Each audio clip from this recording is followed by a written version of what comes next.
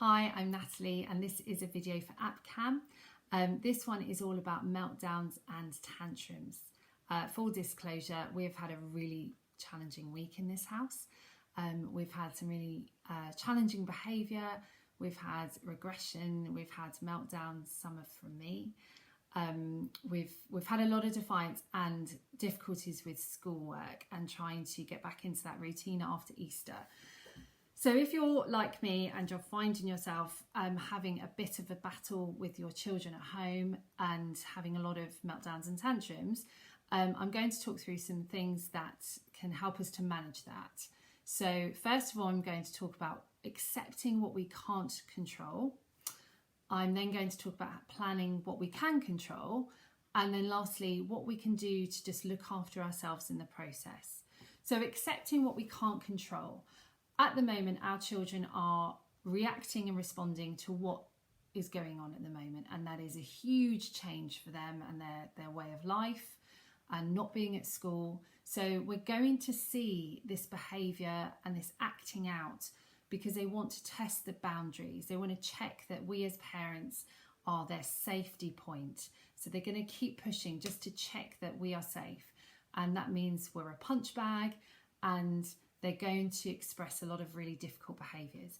We can't really control that. That is part of their emotional setup and how they are understanding what's going on around them.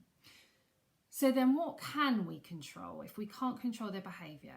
Well, we can think about calming strategies for ourselves. And I spoke about that last time, about taking maybe 5 minutes out and doing what you need to do to stay calm when a situation is starting to escalate and you feel your own anger and frustration rising.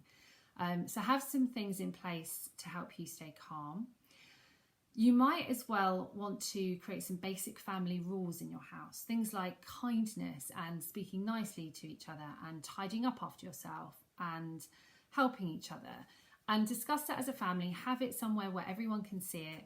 And then and this will vary from family to family, but think about some really simple consequences and rewards, and maybe having a point system so your child can work up to some really nice rewards maybe at the end of the week.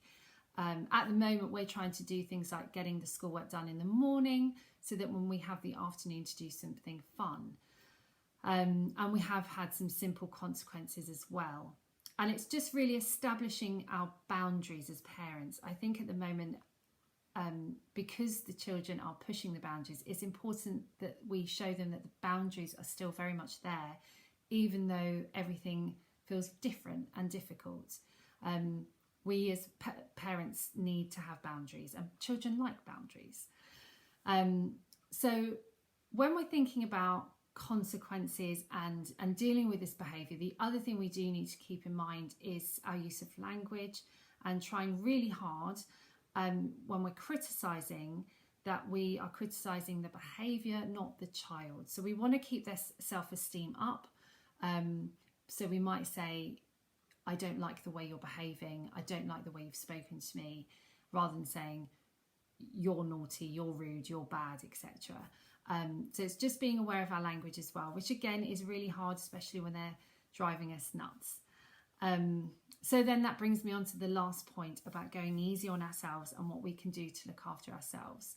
I'm going to do a separate talk on stress at some point and stress management, because that is a topic in itself.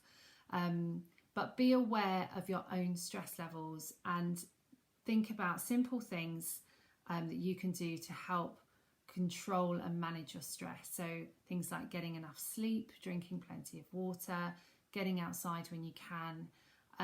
For me at the moment, what is helping me is I am getting up really early before my family wake up. So I get that time to myself to get my head around the day, thinking about how I'm feeling and what I need to do. And as much as I'm not a natural early riser, it is making a huge difference to how I feel about each day. So find something that works for you. There's all sorts of different things you can do, but I think as parents, it's important to look after ourselves in the process. So just to recap then, we've got accepting what we can't control, thinking about what we can control, and then trying to look after ourselves in the process. I will attach some notes and some links on some good ideas, especially with consequences and rewards, and other things we can do to look after ourselves. But it'd be really nice to hear from you about what you're doing in your house, what's working for you, what hasn't worked. We need to keep our community together during this time. So we'd love to hear from you at APCAM, so please get in touch. Thank you very much.